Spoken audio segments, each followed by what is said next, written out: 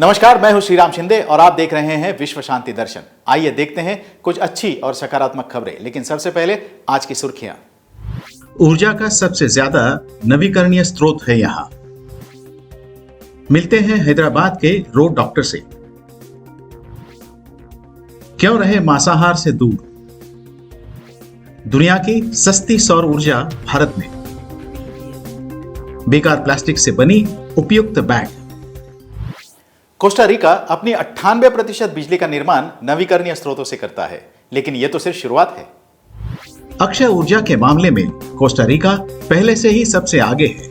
मोटे तौर पर देश की बिजली का 98% नवीकरणीय स्रोतों से आता है, जबकि लगभग सभी आबादी को ऊर्जा की पहुंच प्रदान की गई है।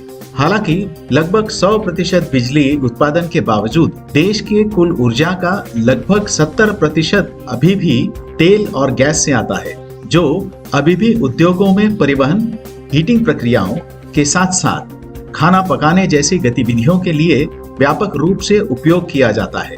कोस्टा रिका को प्रकृति के संरक्षण में अपनी भूमिका और जलवायु परिवर्तन से निपटने के लिए महत्वाकांक्षी नीतियों के प्रति अपनी प्रतिबद्धता के लिए संयुक्त राष्ट्र का सर्वोच्च पर्यावरण सम्मान champions of the earth award मिला है। संयुक्त राष्ट्र पर्यावरण कार्यक्रम ने नीति नेतृत्व के क्षेत्र में कोस्टा रिका को मान्यता दी है।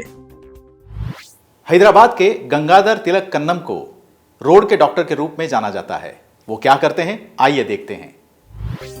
इंडिया में इलाज की जरूरत इंसानों के अलावा सड़कों को भी होती है, ये बात सब जानते हैं, लेकिन रेलवे के एक रिटायर्ड इंजीनियर इस इलाज में जुट गए। अब तक 1124 गड्ढे भर चुके आंध्र प्रदेश के गंगाधर तिलक कन्नम को सड़क का डॉक्टर कहा जाने लगा है। कन्नम ने 35 वर्षों तक रेलवे की नौकरी की और फिर रिटायरमेंट के बाद कन्नम कुछ दिनों के लिए अपने बेटे के पास अमेरिका चले गए। जब लौट कर आए तो हैदराबाद स्थित एक सॉफ्टवेयर कंपनी में सलाहकार के तौर पर काम करने लगे। एक दिन वह अपने ऑफिस जा रहे थे, तभी रास्ते में उनकी कार का एक पहिया एक गड्ढे में चला गया। इससे कुछ स्कूली बच्चों के ऊपर कीचड़ उछलकर जा लगा। गड्ढों के कारण लोग यहाँ एक दुर्घटना भी देख चुके थे। उन्होंने अध्ययन किया तो पाया कि ज्यादातर सड़क दुर्घटनाएं इन्हीं गड्ढों के कारण होती हैं। कन्नम ने ठान लिया कि बाकी जिंदगी सड़क के गड्ढे भरने में बिता देंगे। उन्होंने श्रमदान नाम की मुहिम शुरू की। धीरे धीरे स्कूल और कॉलेज के बच्चे भी इस श्रमदान में जुट गए। सड़क के गड्ढे भरने के लिए कन्नम किसी तरह की आर्थिक राशि नहीं लेती। हाँ, अगर कोई शारीरिक रूप से श्रमदान देना चाहता है तो उसका स्वागत है। कन्नम के काम की तारीफ देश और विदेशों में हो चुकी है। देश और विदेश की मीडिया उनकी कहानी अभी भी छापती रहती है। शाकाहारी भोजन सेहत और पर्यावरण दोनों के लिए अच्छा है। जानते हैं इसके फायदे। कई डॉक्टरों और विशेषज्ञों ने अक्सर शाकाहारी भोजन के लाभों के बारे में बात की है। फोर्टिस अस्पताल की वरिष्ठ पोषण चिकित्सक मीनल शाह के अनुसार शाकाहार एक स्वस्थ आहार है जो एलडीएल कोलेस्ट्रॉल के स्तर को और रक्तचाप को कम कर सकता है। शाकाहार उच्च रक्तचाप, चयापचय रोग, मोटापा और मधुमेह सहित हृदय रोग से मृत्यु के जोखिम को कम कर सकता है।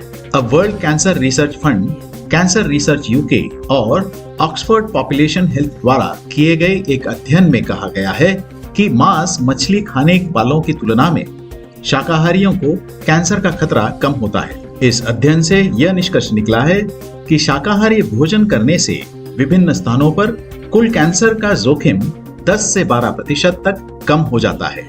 शाकाहारी भोजन करने वालों में मांसाहारी लोगों की तुलना में कोलोरेक्ट कैंसर विकसित होने की जोखिम 22% कम थी। दुनिया में सबसे सस्ते दामों पर सौर ऊर्जा बनाने वाला भारत जल्द ही इस क्षेत्र में शीर्ष स्थान पर होगा। कुछ समय पहले सौर ऊर्जा को एक महंगा ऊर्जा स्रोत माना जाता था, लेकिन यह अब हरित अधिक टिकाऊ ऊर्जा के प्रकारों में से एक है। अंतर्राष्ट्रीय अक्षय ऊर्जा एजेंसी के सर्वेक्षण के अनुसार दुनिया भर में कीमतें गिर रही हैं और भारत अब दुनिया की सबसे सस्ती सौर ऊर्जा का उत्पादन कर रहा है।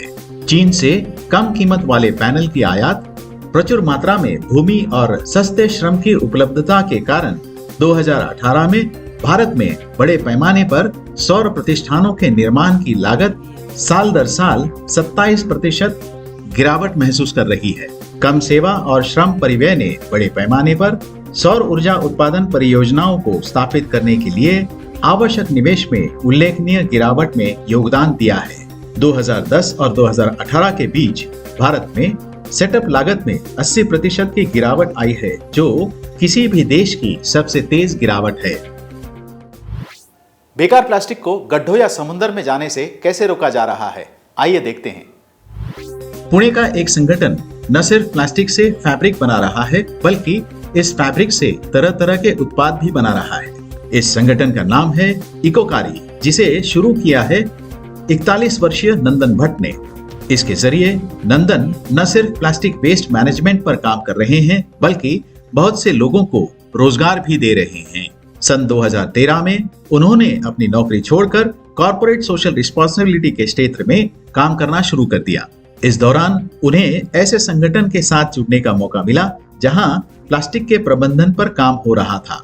वहीं से उन्हें यह आइडिया आया कि वह प्लास्टिक की थैलियों को अपसाइकल करके उनसे अलग अलग उत्पाद बना सकते हैं। इस फैब्रिक से वह तरह तरह के बैग, कवर, पाउच और होम डेकोर की चीजें बनाते हैं। उनके पास pouch, purse, handbag, travel bag से लेकर इलेक्ट्रॉनिक कवर तक के विकल्प हैं, जिन्हें लोग अपनी जरूरत के हिसाब से खरीद सकते हैं। उनके सभी उत्पादन आज के फैशन के ट्रेंड के हिसाब से बनते हैं। इसी के साथ आज के न्यूज मैगजीन में यहीं पर रुकते हैं। उम्मीद है आपने इसे शेयर और सब्सक्राइब जरूर किया होगा। अगर नहीं किया तो अभी कीजिए। धन्यवाद।